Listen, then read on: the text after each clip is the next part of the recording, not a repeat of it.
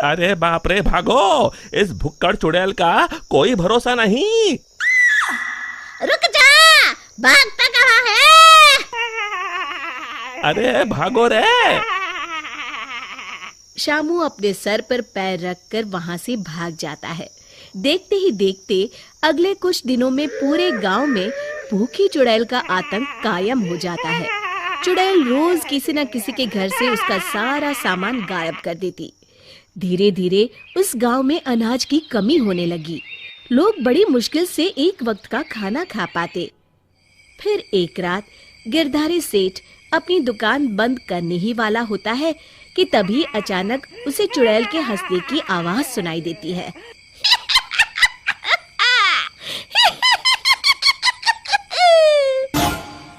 अरे मर गया रे, ये चुड़ैल कहाँ से आ गई?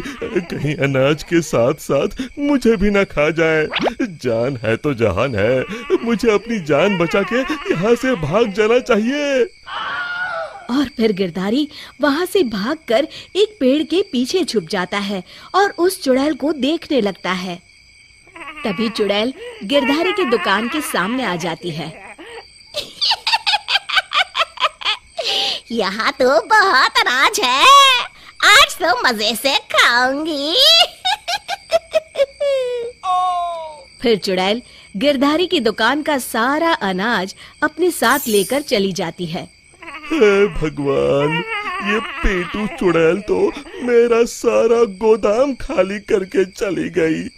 अगली सुबह शामू गिरधारी सेठ की दुकान में अनाज खरीदने आता है। कैसे हो गिरधारी चाचा, मुझे थोड़ा अनाज खरीदना है, यही दाल चावल वगैरह। गिरधारी उदास होकर कहता है, अरे शामू, अब क्या बताऊं? कल रात वो भुक्कड़ चुड़ैल मेरे गोदाम से सारा अनाज उठा कर ले गई। अब तुम लोगों को बेचने के लिए मेरे पास बिल्कुल अनाज नहीं है। तभी वहाँ चंपक हलवाई के साथ साथ और भी गांव वाले आ जाते हैं। अरे गिरधारी भाई, क्या बताऊं, कल रात वो चुड़ैल मेरी दुकान पर आकर मेरी सारी मिठाई ले गई। चुड़ैल की तो ऐश है, कितनी मिठाई खा रही है। हे भगवान, कितने दिन बीत गए, मुझे तो मिठाई का एक टुकड़ा भी नसीब नहीं हुआ। मैं तो कहता हूँ इस चुड़ैल को सबक सिखाने के लिए हमें ही कुछ करना पड़ेगा। तभी चंपक कहता है, अरे भाई, तुम बिल्कुल ठीक कहते हो। मैं तो इस चुड़ैल से तंग आ गया हूँ। कल उस चुड़ैल के डर से मैं तो रात भर अपने घर नहीं गया। अरे भाई, इस तरह डरने से काम नहीं चलेगा। हमें मिलकर कोई ऐसा तरीका निकालना होगा कि उस चुड़ैल से हमेशा के लिए मुक्ति मिल जाए।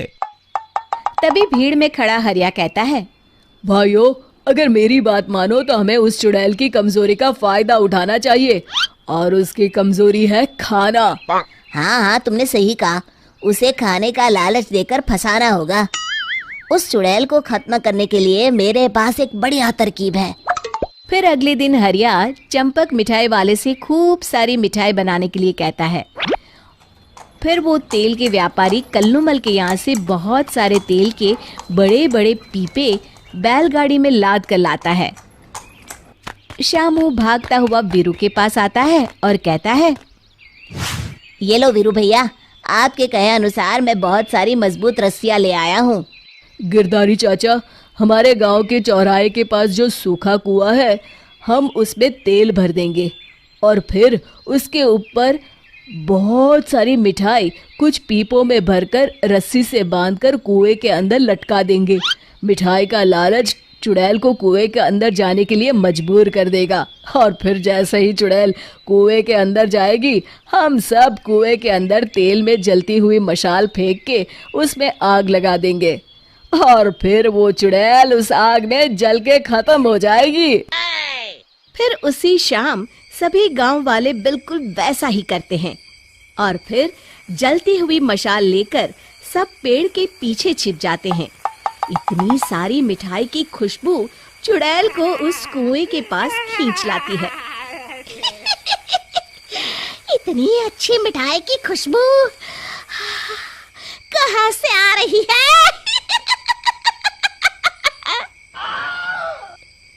तभी उसकी नजर कुएं के अंदर लटक रहे मिठाई के बड़े बड़े पीपों पर पड़ती है। अरे वाह, इतनी सारी मिठाई!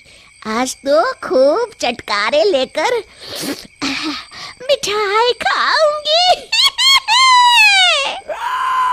अरे वाह चंपक चाचा, तुम्हारी मिठाइयों ने तो अपना काम कर दिया।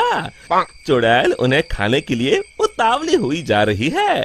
सच में तुम्हारे हाथों में तो जादू है। कोई कुछ नहीं बोलेगा, सब चुप रहो।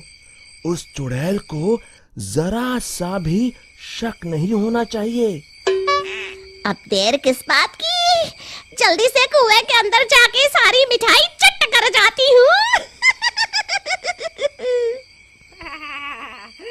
इतना कहकर चुड़ैल कुएं के अंदर चली जाती है। तभी मौका पाकर सभी गांव वाले कुएं के पास आते हैं और तेल डाल के जलती हुई मशाले कुएं के अंदर फेंक देते हैं। अचानक कुएं में भीषण आग लग जाती है।